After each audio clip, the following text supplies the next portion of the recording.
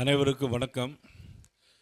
நாம் அனைவரும் காலங்காலமாக தமிழருடைய திருநாளாக தை 1ஆம் தேதி பொங்கல் திருநாள் எல்லா ஆண்டுகளிலும் கொண்டாடுவது வழக்கம். பல்லாண்டு காலமாக தமிழர்களின் கலாச்சாரத்தை பிரதிபலிக்கின்ற வகையிலும் நமது விவசாயிகள் அறுவடைகள் முடிந்து சூரிய பகவானுக்கு நன்றி தெரிவிக்கின்ற விழாவாகவும் இந்த விழா நாம் பல ஆண்டு காலம் கொண்டாடி கொண்டிருக்கிறோம்.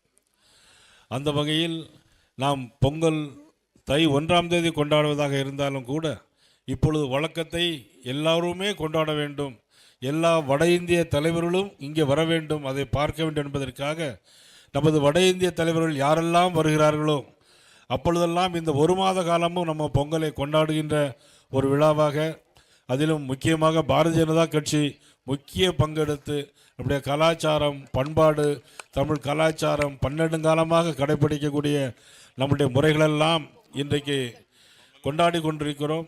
இந்த வேளையில் ஒரே ஒரு வேண்டுகோள், கொங்கு மண்டலம் என்றுமே நமக்கு முழுக்க முழுக்க ஆதரவாக இருக்கக்கூடிய மண்டலம்.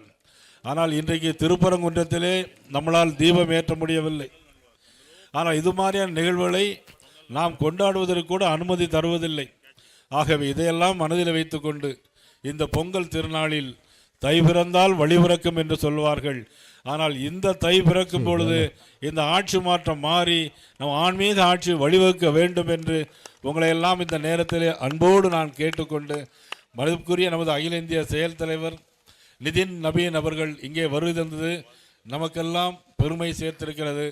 இந்த நிகழ்வில் நமது மதிப்புக்குரிய அண்ணாமலை அவர்கள், மதிப்புக்குரிய தமிழிசை சவுந்தரராஜன் அவர்கள், திருமதி வானதி சீனிவாசன் அவர்கள், ரமேஷ், நமது சேட்டன் நம்முடைய அரவிந்த் மேனன்ஜி அவர்கள், நம்முடைய மூத்த அண்ணா சுதாகர் ரெட்டிஜி அவர்கள், நமது வேலூர் இப்ராஹிம் அவர்கள், எம்எல்ஏ சேலஞ்சர் துரை அவர்கள் உள்ளிட்ட அனைத்து மண்டல தலைவர்கள், முருகானந்தம் உள்ளிட்ட அனைவருக்கும், வருகின்ற பத்திரிகை நண்பர் அனைவருக்கும், இந்த விழாவினை சிறப்பான முறையில் ஏற்பாடு செய்த அனைவருக்கும் என்னுடைய மனமார்ந்த நன்றியை, ரமேஷ் உள்பட அனைவருக்கும் என்னுடைய நன்றியை வணக்கத்தையும் தெரிவித்து அனைவருக்கும் எனது பொங்கல் நல்வாழ்த்துக்கள், பொங்கல் நல்வாழ்த்துக்கள், பொங்கல் நல்வாழ்த்துக்கள். நன்றி, வணக்கம்.